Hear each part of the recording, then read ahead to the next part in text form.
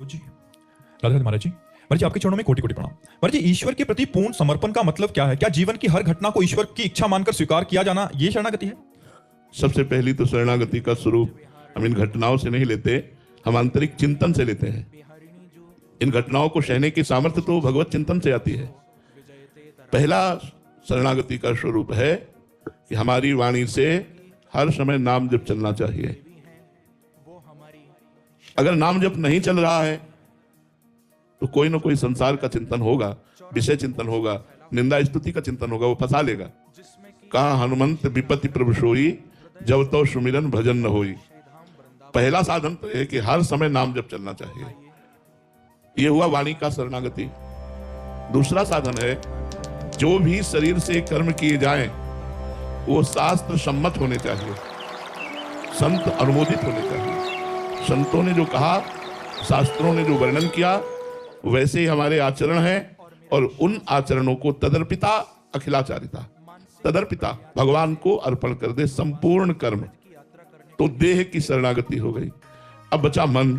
मन भगवान के रूप का, चरणों का, महिमा का, गुणों का, भक्तों के चरित्रों का, भक्तों की महिमा का मनन करे और संकल्प करे तो भगवान की सेवा का, समाज की सेवा का, परोपकार का, सुसुख वांछा का मन संकल्प ना करे तो मन भगवान की शरणागति हो गई।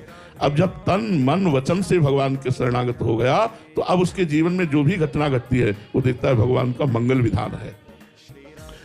हमने शास्त्रों में संतों से सुना था असाध्य रोग होना भगवान की विशेष कृपा है।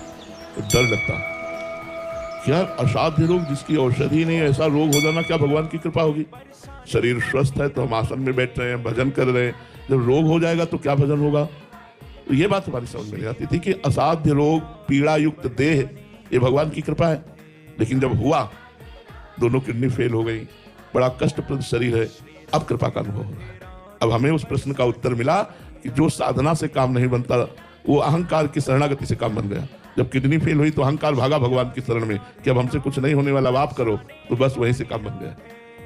तो समस्त घटनाएं, समस्त परिस्थितियां जो मन वचन कर्म से भगवान की शरण में होता है उसको उसमें कृपा दिखाई देती है, मंगल विधान दिखाई देता है।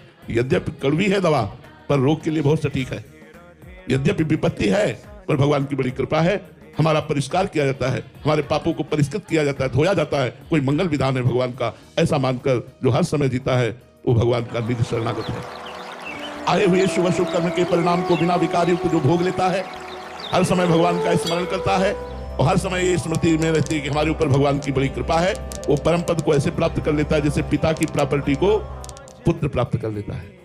जैसे पिता की संपत्ति को पुत्र प्राप्त कर लेता है, ऐसे वो भगवान के परम पद को प्राप्त होता है जो हर समय भगवान का स्मरण करता है, आए हुए शुभ अशुभ कर्मों के परिणाम रूप सुख दुख को बिना विकार के भोग लेता है और हर समय मनाता है हमारे ऊपर भगवान की बड़ी कृपा, बड़ी कृपा, ऐसा जो वो परम पद का अधिकारी हो जाता है। ऐसा शास्त्रों में वर्णन है। तो यह है शरणागति का स्वरूप। शुभम जी राधे राधे महाराज जी। महाराज जी क्या प्यारी जू से उनका प्रेम और धामवास मांगना भी शरणागति में बाधक है? नहीं नहीं, ये तो मांगना ही है।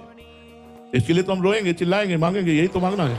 आशास्य दास्यम वृषभानुजायास तीरे समध्यास्य च भानुजाया कदानु वृंदावन कुंजवीतिम स्वहं राधे रतिर्भवेम। ये आशा से, ये मुझे आशा करनी है, ये मुझे मांगना है, ये मुझे कामना करनी है कि मुझे अखंड वृंदावन वास दो, अपने चरणों का प्रेम दो, अपने नाम की रति प्रदान करो, अपनी लीलाओं में रति प्रदान करो, यही तो मांगना है।